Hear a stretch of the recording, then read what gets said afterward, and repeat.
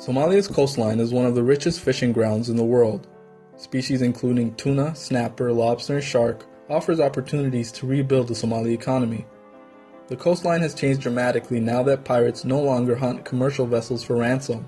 However, illegal foreign fishing worth upwards of $306 million remains a major concern.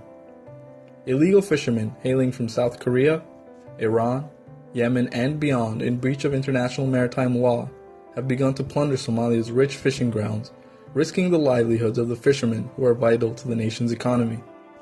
The Somali federal government has granted Somalia Fish Guard Limited sole responsibility to sell fishing licenses and the development of Somali fisheries in an attempt to generate revenue from its fish resources. A World Bank-backed committee has come out against the deal, ruling that either the scope of the deal be reduced or the entire deal be scrapped. The committee warned of a potential conflict of interest if Somalia Fish Guard Limited was given responsibility to sell fisheries licenses and conserve the Horn of Africa's fisheries resources.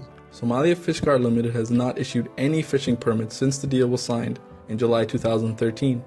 In that period of time, an unspecified number of tuna fishing licenses have been granted by the Somali government without involvement from Fish Guard, mainly to Chinese companies.